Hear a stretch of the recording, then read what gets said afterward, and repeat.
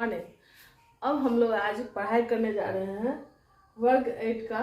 Subject है हमारी दुनिया, इकाई 5 मानव संसाधन।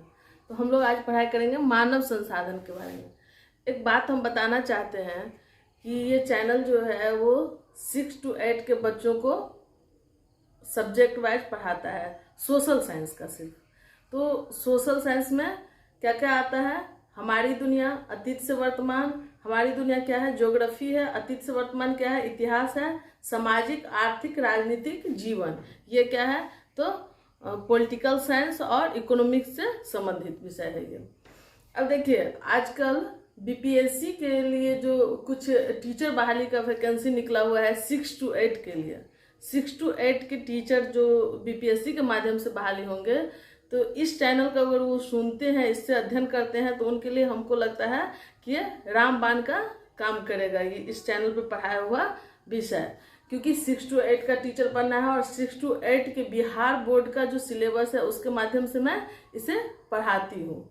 और क्या है, तो 6 to 8 के जो भी टीचर हैं या फिर जो भी नियोजित शिक्षक हैं, उनके लिए भी दक्षता परीक्षा, राज्यकर्मी का दर्जा प्राप्त करने के लिए उन्हें दक्षता परीक्षा देनी होगी। और दक्षता परीक्षा देने वाले टीचर के लिए भी ये चैनल रामबाण का काम करेगा।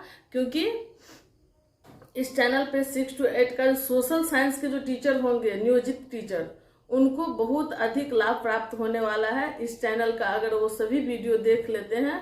और स्पेशली हम कुछ वीडियो ऐसा भी बनाएंगे जो टीचर के एग्जाम में लाभ पहुंचाएगा। क्योंकि मैं खुद एक शिक्षिका हूँ, 6 to 8 की टीचर हूँ, और मुझे भी मैं जहाँ तक हमको संभव हो पाएगा वहाँ तक सभी को इस चैनल के माध्यम से सब पढ़ाई का मटेरियल हम पहुँचाने का काम करेंगे।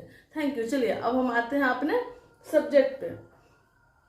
हम लोग का सब्जेक्ट है आज मानव संसाधन का अध्ययन करना। तो सबसे पहले हम लोग जानते हैं कि मानव संसाधन किसे कहते हैं।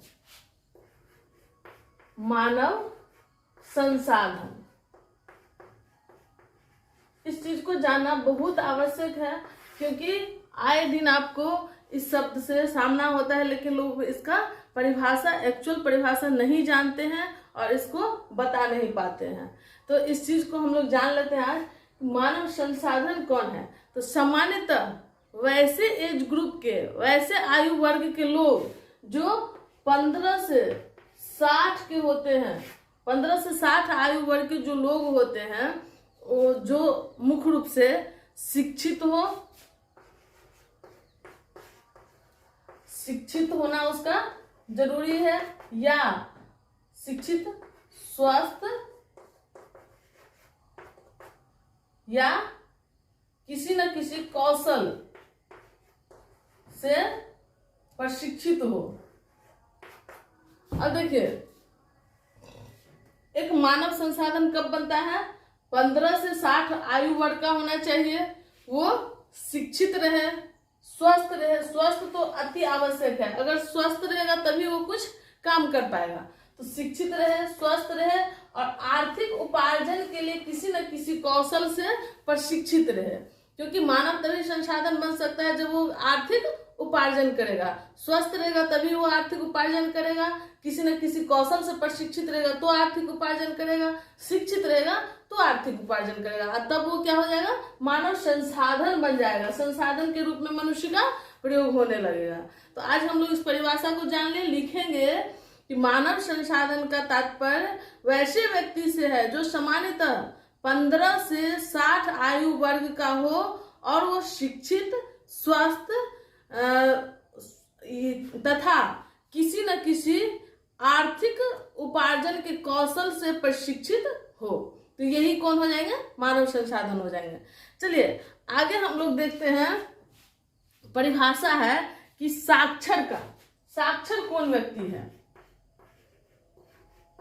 तो हमारे देश में वैसे व्यक्ति को साक्षर व्यक्ति कहते हैं जो 7 वर्ष के आयु से ऊपर हो, मतलब 7 वर्ष की आयु पूरी कर चुका हो और वह किसी भी भाषा में वो लिखना पढ़ना सही से जानता हो, उसे क्या कहेंगे? साक्षर कहेंगे।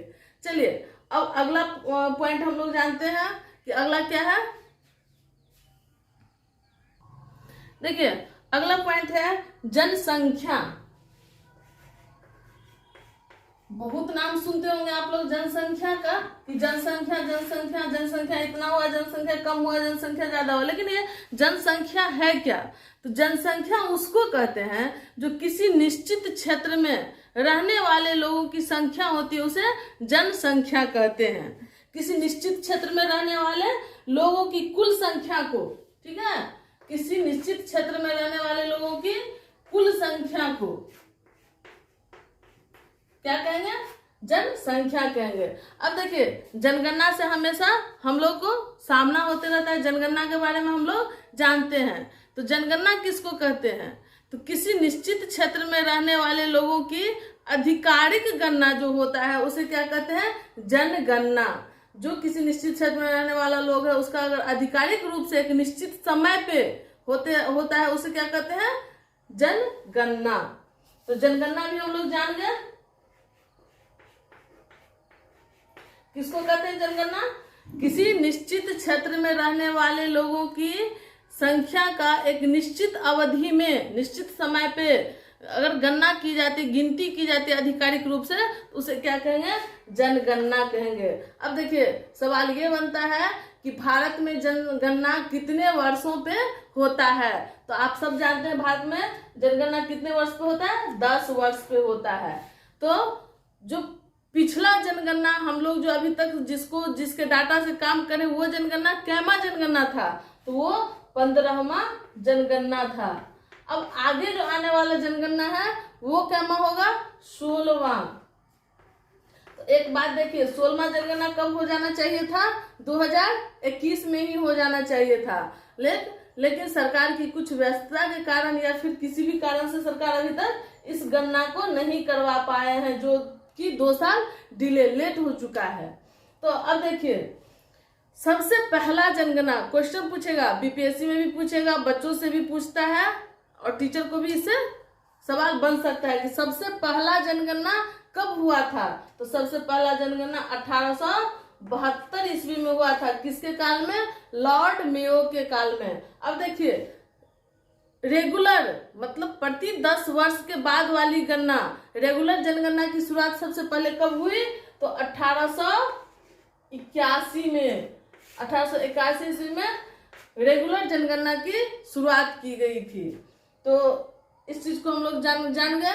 अभी तक क्या कितना जनगणना हो चुका है? तो 15 जनगणना हो चुका है। अब जो होगा जनगणना वो क्या होगा?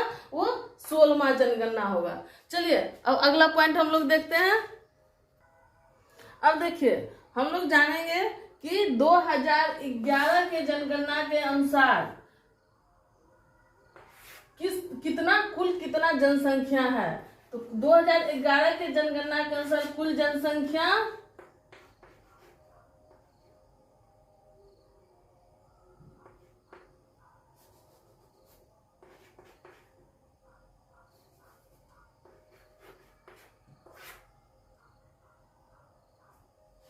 2011 के अनुसार कुल जनसंख्या कितना है? 1,21,0,1,93,422 मतलब 1,21,0,1,93,422। आप इसको एक मोबाइल नंबर समझ करके याद कर सकते हैं। इकाई, दहाई, सैकड़ा, हजार, 10,000, लाख, 10 लाख, करोड़, 10 करोड़, अरब। 1,21,000,1,93,422 ऐसे भी इसको याद कर सकते हैं, या फिर इसको 1,21,0,1,93,422। आप देखेंगे इसमें टोटल डिजिट कितना है? 10। मोबाइल नंबर भी कितना होता है? 10 होता है। तो हम लोग को अक्सर हम मोबाइल नंबर याद हो जाता है। तो इसको एक समझ लीजिए क्या है? मोबाइल नंबर है, और इसे आप इस तरह से याद करते हैं 1,21,0,1 और 93,422। चलिए हम देख लिए कि कुल जनसंख्या कितना है। अब